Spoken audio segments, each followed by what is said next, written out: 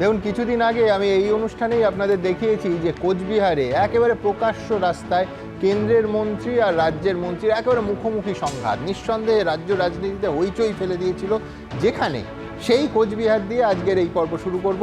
কোচবিহারে কি হতে পারে? কোচবিহারে ছবিটা এই রকম। প্রথম দফায় ভোট গ্রহণ 19 তারিখ কোচবিহারে ভোট গ্রহণ হবে। জগদীশ চন্দ্র বাসুনিয়া তৃণমূল কংগ্রেসের প্রার্থী কোচবিহার কেন্দ্র থেকে, নিশীথ প্রামাণিক কেন্দ্রীয় স্বরাষ্ট্র প্রতিমন্ত্রী বিজেপির টিকিটে আরেকবার কোচবিহারের প্রার্থী, নীতিশ চন্দ্র রায় তিনি বামের প্রার্থী, ফরওয়ার্ড ব্লক প্রার্থী। কোচবিহার ফরওয়ার্ড ব্লকে দীর্ঘদিন ঐতিহাসিকভাবে একেবারে শক্ত ঘাঁটি ছিল, আর এখানে কিন্তু জোট হয়নি। ফরওয়ার্ড ব্লক প্রার্থীকে সিপিএম সমর্থন করছেন, কংগ্রেস আলাদা পিয়া রায়চৌধুরী তিনি কিন্তু এই কোচবিহার কেন্দ্র থেকে প্রার্থী হয়েছেন। এখানে কিন্তু বাম এবং কংগ্রেসের যে জোট মোটামুটি বেশিরভাগ আসনে দেখা যাচ্ছে, কোচবিহার কিন্তু তার ব্যতিক্রম। কিন্তু সি ভোটার কি বলছে? কোচবিহারে ঠিক কী হতে পারে? কোচবিহারে জোট টক্কর, 3% ভোট সুইং হয়ে গেলেই একেবারে ফলাফল পাল্টে যেতে পারে। আবার বলছি, 3% ভোট সুইং হলেই ফলাফল সম্পূর্ণ পাল্টে যেতে পারে। কিন্তু যদি সুইং না হয়, 5ই এপ্রিল অবধি কোচবিহারের হাওয়া কোন দিকে যাচ্ছিল? কি বলছে সি ভোটার? সি ভোটার বলছে নিশীথ প্রামাণিক সম্ভাব্য জয়ী কোচবিহার কেন্দ্র থেকে। আচ্ছা, কোচবিহার থেকে এবার চলে যাব বারাসাতে। কিংবদন্তি বলে এখানে চন্দ্রকেতু করেই নাকি জন্মেছিলেন ভবিষ্যৎ দ্রষ্টা খনা। কিন্তু এখানকার ভোট প্রার্থীদের ভবিষ্যতে কি আছে? খনা নয়। সি ভোটারের সমীক্ষা কি বলছে দেখাবো। সি ভোটার বলছে বারাসাতে ছবিটা ঠিক এরকম। আমরা প্রত্যেকে জানি যে 7 দফায় কলকাতার সঙ্গে ভোট গ্রহণ, 1 জুন ভোট গ্রহণ। কাকলি ঘোষ দস্তিদার এবারও বারাসাত থেকে তৃণমূল কংগ্রেসের প্রার্থী, বারাসাত থেকেই সংসদে পৌঁছেছিলেন বারবার। বিজেপি প্রার্থী এখানে স্বপন দেবনাথ, এবং বারাসাতে জোট প্রার্থী স্বপন মজুমদার বিজেপি প্রার্থী এই বারাসাত কেন্দ্র থেকে, আর জোট প্রার্থী বাম নেতা সঞ্জীব চট্টোপাধ্যায়। সি ভোটার কাকে এগিয়ে রাখছে দেখব। হাড্ডাহাড্ডি 1% ভোট সুইং হলেই নাকি ফলাফল পাল্টে যেতে পারে। কিন্তু যদি সুইং না হয়, 5ই এপ্রিল অবধি হাওয়া কার দিকে ছিল? কিছুটা হলেও ঝুঁকে কার দিকে ছিল দেখব। বারাসাত। সি ভোটার বলছে কাকলি ঘোষ দস্তিদার বারাসাত থেকে সম্ভাব্য জয়ী প্রার্থী। আচ্ছা, বারাসাত থেকে এবার আমাদের গন্তব্য বিষ্ণুপুর, যেখানে একসময় সম্পর্ক আজকে পাল্টে গেছে সরাসরি সংঘাতে। প্রাক্তন বনাম প্রাক্তন, দুই প্রাক্তনের মুখোমুখি লড়াই বিষ্ণুপুরে। বিষ্ণুপুরে কীরকম ছবিটা? সুজাতা মণ্ডল তৃণমূল কংগ্রেসের প্রার্থী, তার প্রাক্তন স্বামী সৌমিত্র খাঁ বিজেপি প্রার্থী, এবং শীতল কৈবর্ত জোটের প্রার্থী বাম নেতা। বিষ্ণুপুরে ভোট হবে 6ষ্ঠ দফায়, এবং 25শে মে বিষ্ণুপুরে ভোট। আমি দ্রুত একবার দেখাবো সি ভোটার কি বলছে, কি প্রেডিক্ট করছে সি ভোটার। 1% সুইং হলেই ভোটের ফলাফল পাল্টে যেতে পারে। সুজাতা মণ্ডল সৌমিত্র খাঁ মুখোমুখি সংঘাত প্রাক্তন বনাম প্রাক্তনের, দুই প্রাক্তনের লড়াই বিষ্ণুপুরে। কিন্তু যদি ওই 1% সুইংটা না হয়, 5ই এপ্রিল অবধি সি ভোটার বলছে কোন দিকে হাওয়া কিছুটা হলেও ঝুঁকে দেখব। সম্ভাব্য জয়ী সৌমিত্র খাঁ। আবার বলছি, বিষ্ণুপুর থেকে সম্ভাব্য জয়ী প্রার্থী সৌমিত্র খাঁ। বিষ্ণুপুর থেকে এবার আমাদের গন্তব্য একেবারে সোজা আরামবাগ, যেখানে গতবার নামমাত্র ভোটের ব্যবধানে তৃণমূল জিততে পেরেছিল। এবার আরামবাগের ছবিটা ঠিক কীরকম? আরামবাগে এবার মিতালি বাগ তৃণমূল কংগ্রেসের প্রার্থী হয়ে ভোটে লড়ছেন, বিজেপি প্রার্থী হয়ে ভোটে লড়ছেন অরূপ কান্তি দিগার, আর বিপ্লব কুমার মৈত্র বাম প্রার্থী জোটের প্রার্থী। 5ম দফায় আরামবাগে ভোট গ্রহণ 20শে মে। কি হতে পারে? কি বলছে সি ভোটার? সম্ভাব্য জয়ী বিজেপি প্রার্থী অরূপ কান্তি দিগার। আবার বলছি, অরূপ কান্তি দিগার বিজেপি প্রার্থী সম্ভাব্য জয়ী আরামবাগ কেন্দ্র থেকে। এবার বীরভূম, শতাব্দী রায় বীরভূমে নিঃসন্দেহে একসময় গ্ল্যামার জগৎ রূপলী পর্দা থেকে শতাব্দী রায় এসেছিলেন বটে, কিন্তু পরপর 3বার আমাদের খেয়াল রাখতে হবে শতাব্দী রায়ের কিন্তু হ্যাট্রিক এই বীরভূম কেন্দ্র থেকে হয়ে গেছে। শতাব্দী রায় তৃণমূল কংগ্রেস প্রার্থী, এবারও 4র্থবারের জন্য তাকে বীরভূমের লোক সংসদে পৌঁছে দেয় কিনা সেটা নিঃসন্দেহে দেখার। দেবাশিস ধর প্রাক্তন আইপিএস রাতারাতি পদত্যাগ করে বিজেপির টিকিটে দাঁড়িয়েছেন, লড়ছেন এই বীরভূম কেন্দ্র থেকে। অনুব্রতহীন বীরভূম, কিন্তু এখানে লড়াইটা কীরকম হবে সি ভোটার কি বলছে সেই দিকে আমাদের নজর থাকবে। মিল্টন রশিদ যিনি জোট প্রার্থী, কংগ্রেস নেতা, জোটের হয়ে লড়ছেন এই বীরভূম কেন্দ্র থেকে। আবার বলছি, 4র্থ দফায় বীরভূমে ভোট গ্রহণ এবং 13ই মে বীরভূমে ভোট নেওয়া হবে। কি হতে পারে? বীরভূমে 3% সুইং, যাকে আমরা জোট টক্কর বলছি, 3% ভোট সুইং হলে ফলাফল পাল্টে যেতে পারে। মূলত লড়াইটা থাকবে সি ভোটারের মতে শতাব্দী রায় এবং দেবাশিস ধরের মধ্যে। আমি দ্রুত একবার দেখব সি ভোটার এই সুইং যদি না হয় 5 এপ্রিল অবধি কাকে এগিয়ে রেখেছে। শতাব্দী রায় সম্ভাব্য জয়ী বীরভূম কেন্দ্র থেকে, বিশ্বনাথ চক্রবর্তী। সবচেয়ে বেশি তফসিলি জাতির কনসেন্ট্রেশন যেই কনস্টিটুয়েন্সি সেটা হলো কোচবিহার। কোচবিহারের রাজবংশী কমিউনিটি গত কয়েকটা নির্বাচনে বিজেপির পক্ষে ভোট করছে, এবং সাংগঠনিক জায়গা থেকে যদি আপনি আমায় বলেন তাহলে আমি বলবো যে বিজেপি যে কয়টা লোকসভা মানে বিধানসভা নিরিখে লোকসভায় ভোট বাড়িয়েছে তার মধ্যে কোচবিহার তে ভোট ধরে রাখতে পেরেছে অ্যাটলিস্ট। এবং আমি যোগ করি বিশ্বনাথ, কোচবিহার যেহেতু বলছেন, কোচবিহার দীর্ঘ 37 বছর ধরে আমি বলছি ফরওয়ার্ড ব্লকের দুর্গ, আমরা যাকে দুর্গ বলি সেই রকম দুর্গ 77 সাল থেকে শুরু হয়েছিল রাদার এই ফরওয়ার্ড ব্লকের জয়যাত্রা একটানা 2014 অবধি। কিন্তু মানে আমি আপনাকে বলছি যে উদয়ন গুহ 1,64,000 ভোটে জিতেছিলেন, সেই ছবিটা যদি তিনি ধরে রাখতে না পারেন তাহলে বুঝতে হবে ওই ভোটটা রিগ ভোট ছিল। এবং এটাই কিন্তু যার জন্য এই যে দেখবেন যে প্রতিনিয়ত উদয়ন গুহর সাথে যে নীতিশ ইয়ের লড়াই হচ্ছে, নীতিশের যে লড়াই হচ্ছে রাস্তার ঘাটে, নীতিশ প্রামাণিকের লড়াই হচ্ছে, রাস্তাঘাটের লড়াই হচ্ছে, মানে কার্যত এরকম ছবি আমরা দেখে অভ্যস্ত না। এটা কিন্তু মূলত হলো যে জমি দখলের লড়াই, যে শেষ পর্যন্ত যদি দিন হাঁটা মানে লোকসভাতে তো নীতিশের জয়ের সম্ভাবনা যেটা আমরা দেখাচ্ছি সেই সম্ভাবনা প্রবল, কিন্তু যদি দিন হাঁটা সেগমেন্টে যদি উদয়ন গুহ পিছিয়ে পড়ে তাহলে এই প্রশ্নটা আসবে যে উদয়ন গুহ 1,64,000 ভোটে যে লিডটা নিয়েছিলেন, ঐতিহাসিক লিড নিয়েছিলেন, সেটা কি করে নিয়েছিলেন, এবং সেই সময় নির্বাচনের সময় প্রশ্ন উঠেছিল সেটা আরো বেশি। এবং তফাৎটা দেখুন, একদিকে 57 ভোটে উদয়ন গুহ হেরে গেছিলেন, একেবারে আবার 1.5 লক্ষ ভোটে জিতে এসেছিলেন। 1,64,000, হ্যাঁ, দুটোই অস্বাভাবিক। বারাসাতের ক্ষেত্রে সুমন আমি খুব পরিষ্কার করে বলতে চাইছি যে এখানেও কিন্তু আইএসএফ ফ্যাক্টরটা ইম্পর্টেন্ট ফ্যাক্টর। আইএসএফ যদি লেফটের সাথে থাকতো, আমি দুটো ফিগার দিলেই আপনি জিনিসটা ক্লিয়ার হবে যে লেফট কংগ্রেসের সাথে আইএসএফ থাকলে তার ইম্প্যাক্ট কোন লেভেলে চলে যেত, এবং বিজেপির পক্ষে সেটা লাভজনক ছিল এই ক্ষেত্রে। সেটা হলো দেগঙ্গাতে আইএসএফ 2021-এ 67,000 ভোট পেয়েছিল দেগঙ্গাতে, 31% মোট পোল ভোটে। মধ্যমগ্রামে এই আইএসএফ ভোট পেয়েছিল 46,000-এর মতন, 20% টোটাল ভোট পোল ভোটের। ফলে আইএসএফকে আলাদাভাবে চলে যাওয়া, আমি বলছি যে তৃণমূল কংগ্রেসের কিন্তু কোনো কোনো জায়গায় লাভ হবে, তার মধ্যে বারাসাত অবশ্যই এর মধ্যে একটা থাকবে। এবং বিষ্ণুপুরের ক্ষেত্রে আপনাকে খুব পরিষ্কার করে বলতে চাই যে 5টা সেগমেন্টে লিড করতে পেরেছিল 21-এর ওই ভরা দুবির মধ্যেও, এবং বটজোড়া এবং খণ্ডঘোষ বাদ দিয়ে তৃণমূল কংগ্রেসের কোনো লিড ছিল না। এবারেও আমার মনে হয় যে বিষ্ণুপুরে কিন্তু লিড কিন্তু সৌমিত্র খানের যেটা আমরা দেখাচ্ছি সেটাই থাকবে। আরামবাগের ক্ষেত্রে 7টার মধ্যে 5টাতে 21-এও বিজেপি লিড ছিল। আবার সেই দিক থেকে দেখলে বারাসাত তৃণমূলের দিক থেকে যথেষ্ট সেফ সিট, তার 7টাতেই তৃণমূলে একেবারে। আরামবাগের ক্ষেত্রে আপনাকে খুব পরিষ্কার করে বলতে চাই যে আরামবাগে কিন্তু একটা পরিবর্তন হয়েছে। এই আরামবাগ সাধারণত রাজনৈতিক পরিবর্তন না হলে হয় না, মানে আমরা দেখে অভ্যস্ত ছিলাম না। আরামবাগ সাধারণত যে যখন শাসন ক্ষমতায় থাকে তার পক্ষে থাকে। একদম এই আরামবাগ আমি দর্শকদের মনে করে দেবো, এটা সেই অনিল বসুর আরামবাগ যেখানে 5 লক্ষাধিক প্রায় 6 লক্ষের কাছাকাছি, একদম 6 লক্ষের কাছাকাছি মার্জিন, যেটা বুদ্ধদেব ভট্টাচার্যকে অবধি মানে অস্বস্তিতে ফেলেছে। কিন্তু এই আরামবাগ কিন্তু আমি বলছি 2019 সাল থেকে যে বিজেপির পক্ষে কাছাকাছি গেছিল, খুব ক্লোজ মার্জিনে হেরেছিল, ইভিএম কেলেঙ্কারি বলে অনেকে বলেন, কিন্তু সেটা কিন্তু আমরা লক্ষ্য করেছি বিধানসভা নির্বাচনের ক্ষেত্রে সময় কিন্তু 46.19% ভোট পেয়ে কিন্তু লিড করেছিল ওই আসনে আরামবাগ মানে লোকসভা কেন্দ্রে। মানে যে ধরনের মানে সাংগঠনিক শক্তি বিজেপির আছে বা সমর্থনের ভিত্তি আমরা পেয়েছি, তাতে আমার মনে হয় আরামবাগ সিটে কিন্তু বিজেপি জয়ের সম্ভাবনা থাকবে। বীরভূমে আমি শুধু যোগ করব, আরামবাগে গতবার কিন্তু 42টা আসনের মধ্যে সব থেকে লোয়েস্ট মার্জিন ছিল কিন্তু এই আরামবাগে, এবং 21-এর বিধানসভা ধরলেও 4টেতে বিজেপি এগিয়ে ছিল, 3টেতে তৃণমূল।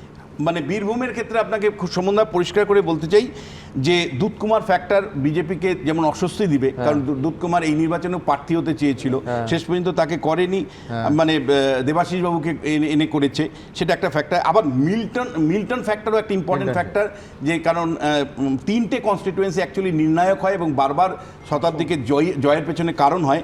হাসানে 53% মুসলিম সম্প্রদায়ের মানুষ আছেন, নলহাটিতে 67% মুসলিম সম্প্রদায়ের মানুষ আছেন, মুরাইতে 68% মুসলিম সম্প্রদায়ের মানুষ আছেন। ফলে এই বিরাট সংখ্যক মুসলিম যারা বিজেপির রাজনীতিকে ঘৃণার চোখে দেখে, তাদের মানে সেই বিরাট সংখ্যক মুসলিমদেরকে বাদ দিয়ে কি করে বিজেপির পক্ষে জয় সম্ভব, একজন সেফোলজিস্ট হিসাবে আমার কাছে পরিষ্কার নয়। একদম। আমি উল্টো দিক থেকে শুরু করি, বীরভূম মানে লাল মাটির দেশে সবুজ আবির এবারও উঠছে, হ্যাট্রিকের পর এবার 4 বারে অন্তত সি ভোটারের সমীক্ষা বলছে চতুর্থবারের জন্য সংসদে পৌঁছতে পারেন শতাব্দী রায়। যেগুলো এবিপি সমীক্ষায় উঠে আছে সেগুলো আমার নতুন করে বলে খুব একটা তুমি বাকিগুলো বলো, তার মানে সব দুটো মিলিয়ে 42 হয়ে যাবে। আমি যেগুলো আপনারা দেখাচ্ছেন যে অন্য দল জিততে পারে, আমি সেগুলোতে আসছি এক এক করে।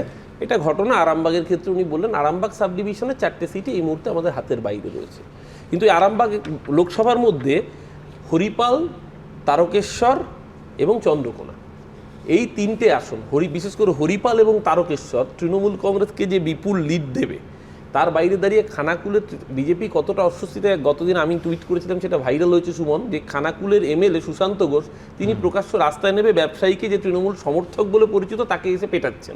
এই অবস্থায় নিয়ে বললে আমি একটা কথা বলি অরূপ, সেটা হচ্ছে গোটা দেশে সংবাদ মাধ্যমে প্রকাশ্যে বলে দুজন নাকি টাকার অভাবে লড়তে পারছেন না, একজন হচ্ছে নির্মলা সীতারামন আর একজন অপরূপা পোদ্দার। আমি বলি এবার তাহলে মোদিজির গ্যারান্টি দেখুন, মোদিজি দেশকে 5 ট্রিলিয়ন ইকোনমিতে নিয়ে যাচ্ছেন, ইলেকট্রাল বন্ডে 6000 কোটি টাকা পেয়েছে, 543টা ক্যান্ডিডেটকে যদি ভাগ করেন প্রায় 12 কোটি টাকা করে খরচ করতে পারছে, তাহলে কি ইলেকট্রাল বন্ডের টাকাটাও ভোগে চলে গেছে অন্য কোনো ভাবে, যে টাকার অভাবে লড়তে পারছে না? তোমরা লটারি কিং এর যে টাকাগুলো, হ্যাঁ অপরূপা পোদ্দারে তো 542 কোটি, তো কিছুটা অপরূপা পোদ্দারকে দিতে পারতে। আমরা আবারও বলছি ভারতবর্ষের আইন যে আইন তৈরি করেছে সেই অনুযায়ী যদি কেউ বন্ড দেয়, না তুমি ইলেকট্রাল বন্ড বলো, ওইটা বলো, লটারি কিং এর 500, আমাদের হাতে ইডিসিবিআই, লটারি কিং এর টাকাটা আর বলো না, আমাদের হাতে ইডিসিবিআই নেই, মার্টিনেজকে আমরা অ্যারেস্ট করতে পারছি। ওটা কি তৃণমূল ভবনের সামনে ড্রপ বক্সের চেক রেখে গেছিল নাকি? আমি শেষ করে আমাকে একটু বলতে দিন কাইন্ডলি। এক না আমি এর উত্তরটা একবার নিয়ে নি, আবার যাবো।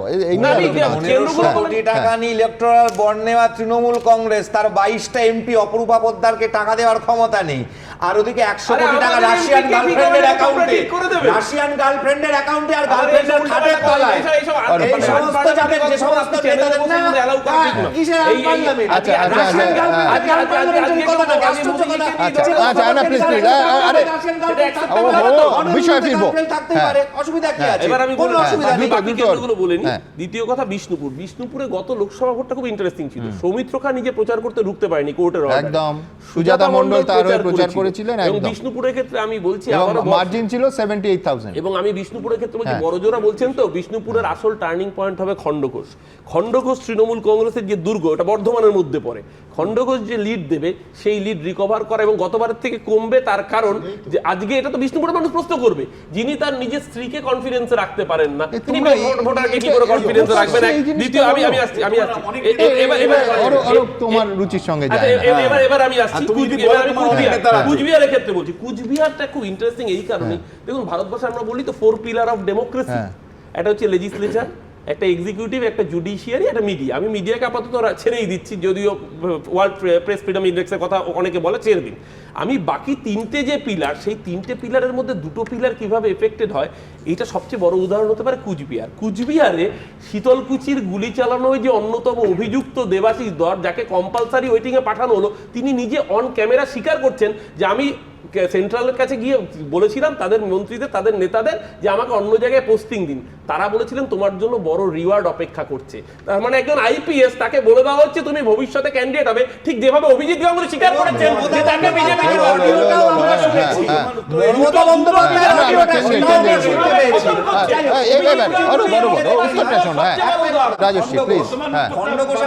তৃণমূল কংগ্রেসের ব্লক প্রেসিডেন্টরা কারা আছেন? প্রাক্তন সিপিএম এর হারমাত, যারা জেলের মধ্যে ছিল, বার করে নিয়ে এসে মমতা বন্দ্যোপাধ্যায় তৃণমূলের ব্লক প্রেসিডেন্ট বানিয়েছেন। দ্বিতীয় কথা হচ্ছে এই যে আরামবাগের কথা বললো, আমি বলছি যে আগের আইপিএস হুমায়ুন কবির কিংবা প্রসূন বন্দ্যোপাধ্যায় এবার যিনি লড়ছেন তাদের ক্ষেত্রে প্রযোজ্য হচ্ছে না। মালদা উত্তর, বলো বাকিগুলো বলো। আমি তো খণ্ডঘোষের কথা বলছি। আচ্ছা খণ্ডঘোষ, আমি এই শব্দে আমি কোনো উচ্চারণ বিকৃতি চাইছি না। আরামবাগের কথা বললেন, আরামবাগে গত বছর 12টা মেশিন কাউন্টিং করা হয়নি, পরিষ্কার কথায় কাউন্টিং মেশিন কমপ্লিট না করে তারপরে তার ফল ডিক্লেয়ার হয়েছে। 1200 ভোট, 12টা মেশিনে কত? আরে 1200 লোডশেডিং করে একটা বাড়িতে লোডশেডিং এ 3টে অ্যাসেম্বলি কাউন্টিং হয়েছে। তাহলে আরে বাকি দুটো কি করে জিতলো তৃণমূল? বাকি দুটো তৃণমূল কি করে জিতলো? আমি বলছি এই বিতর্ক দেখুন, এই বিতর্ক অনন্তকাল চলতে হবে। এক দল বলবে লোডশেডিং করে নন্দীগ্রামে ভোটে জিতেছেন শুভেন্দু অধিকারী, আরেক দল বলবেন যে কম্পার্টমেন্টাল মুখ্যমন্ত্রী। সুতরাং এই বিতর্ক আমি চলতে দেবো না, অনন্তকাল তো সময় নেই সৌম্য এবং যাদের কাছেও যাবো। নন ইস্যুস বিকাম ইস্যুস। দুটো দল, সরকারি দল এখানে বিতর্ক করছেন এবং দুটো দলই বলছেন এই দোষে দুষ্ট কিছুটা ভুলে যাচ্ছেন, কারণ আরেকজন জানেন না যে তারও ঝুলিতে ওই একই ইস্যুসগুলো আছে। তো সৌমিত্র খান আর সুজাতা খান মণ্ডলের বিতর্কটা না আসলেই ভালো, আমার মনে হয় রাজনীতিতে না আসলেই ভালো। কিন্তু তার বিরুদ্ধে, তার জায়গায় যদি রুটি রুজি রোজগার বাসস্থানের কথাগুলো বলা হতো তাহলে ভালো হতো, কারণ আজকেই রাজনৈতিক লড়াই লড়ছেন সেই অবধি তবু হতে পারে তাদের দাম্পত্য কলহ আর আমি শুধু এইটুকু ছেড়ে দেওয়া উচিত। আর 2 নম্বর কথা আমি বলছি, দেখুন আজকেই একটা রিপোর্ট হচ্ছে কেন্দ্রীয় সরকার যে সব থেকে বেশি ভারতবর্ষে বেকার যেখানে দাঁড়িয়ে আছে, আর মানুষের রুটি রুজি রোজগার, মানুষের প্রতিদিনের রোজগার কমে যাচ্ছে, ইনকাম কমে যাচ্ছে। পরিযায়ী শ্রমিকরা যেমন পশ্চিমবঙ্গের বাইরে চলে যাচ্ছে, পশ্চিমবঙ্গের পার ক্যাপিটা রোজগার কমে যাচ্ছে, আর আমরা এখানে বসে হিন্দু মুসলমান কম্পিটিটিভ পোলারাইজেশন, কে কাকে কত বেশি ভোট দেবে, কোন সংখ্যা কত পার্সেন্টেজ, এই নিয়ে আলোচনা করছি। আমরা করছি যখন আরেকটু বেশি করে করি, এখনো অবধি 42টা সিট দেখিয়েছি, করছি যখন ভালো করে করি। 42টা সিটের ছবিটা কি আমি যাদের কাছে যাব, কিন্তু তার আগে আপনাদের একবার দেখিয়ে নেবো যে ওভারঅল ছবিটা কি পেলাম। সি ভোটার বলছে সম্ভাব্য জয়ী অর্থাৎ ক্লিয়ার উইনার হিসেবে যারা চিহ্নিত করছে তার ভেতরে তৃণমূল কংগ্রেসের 9টা আসন একেবারে নিশ্চিত জয় বলছেন C voter. Kolkata Dakshin, Diamond Harbour, Srirampur, Howrah, Bolpur, Kolkata Uttar, Murshidabad, Jangipur, Uluberia.